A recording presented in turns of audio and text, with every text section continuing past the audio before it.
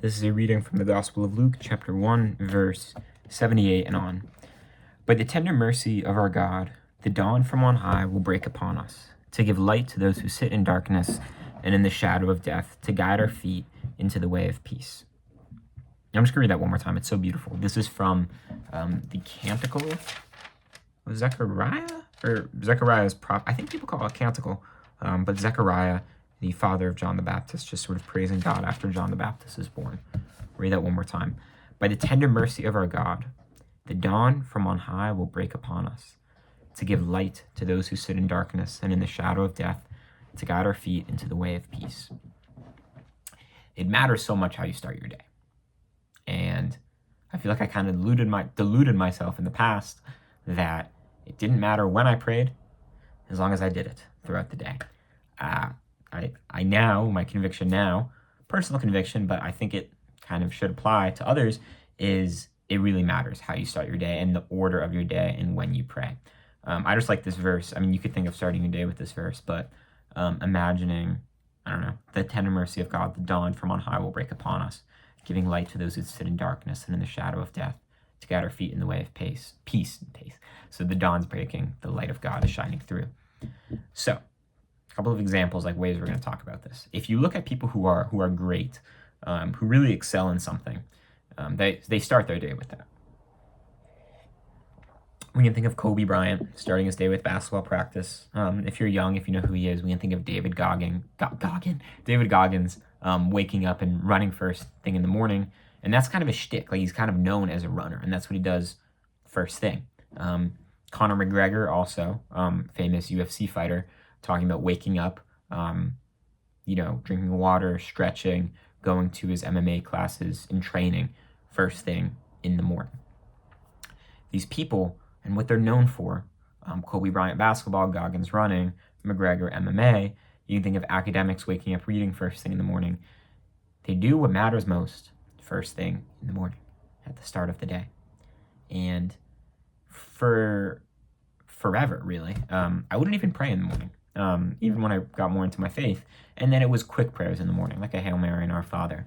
But I would save, my other devotions, like reading the Bible, the Rosary, conversational prayer. I would save that for later in the day because I valued sleep. I liked working out, or I still do like working out, running first thing in the morning.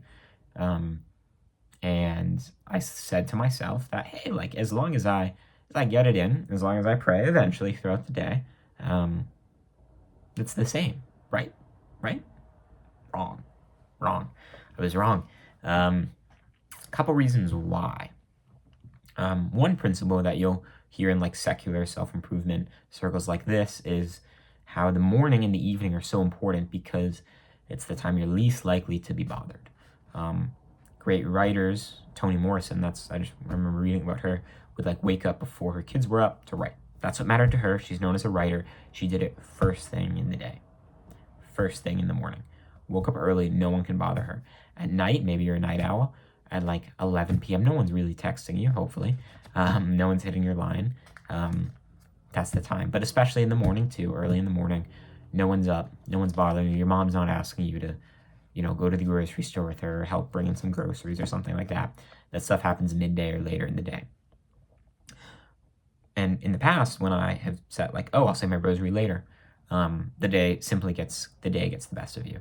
And once you put it off from the morning, it's easier to put it off from the afternoon, easier to put it off from midday, and then it's night, and you're tired, and you're trying to pray.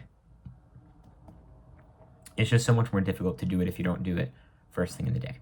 And the other point, which I realized, is by praying first thing in the morning and by cultivating or reminding yourself of God, God's love, God's presence, it just puts you in such a better mood for the day. For a while, like the first thing I would do in the day is run or lift, do some push-ups, something physical. And while I still will do some push-ups first thing when I wake up, I kind of thought like, oh, I need this energy boost from working out. But the spiritual boost I get, and still frankly energy boost, I still got my coffee, praying first thing in the morning, and how light that made the rest of my day feel, knowing like the most important thing has been handled. I've said my rosary, I've read the Bible, I've prayed. The rest of the day I can take as it comes.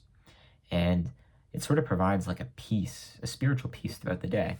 David Goggins uses the term for like physical fitness, which he probably idolatizes, makes an idol of fitness and running, is like callousing your mind throughout the day by starting with the difficult thing, but that's important. For us in the spiritual walk and walking with God, in the Christian life, that's prayer. And starting the day with prayer, I don't want to say calluses your soul, but raises it, it's probably a better expression, like raises it to God first thing in the morning. And that, by putting that first in my life, I have found so much more peace. And it's just, you get it done more, frankly, too. You get it done more. So I just wish there were more people kind of pushing, like, the wake up and pray.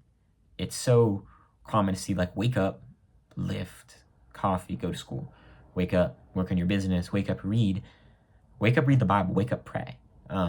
No one's really, like, pushing that, like, that hype mindset when you see it, like, in the secular motivation improvement. Andrew Huberman saying, like, wake up, get sunlight. You can still do that, but, like, you pray while you're looking at the sun. Goggins saying, wake up, run. No one's saying, wake up, pray. But all these people do agree that the thing that is, like, kind of important but difficult to do first. And for us, that's prayer. So wake up and pray. I feel like 10 minutes, everyone can wake up 10 minutes earlier, and getting on your knees first 10 minutes of the day, after you pee, brush your teeth, whatever, have a sip of water, and reminding yourself of God's love and God's presence just puts you in such a better headspace to start the day. Wake up and pray. God bless.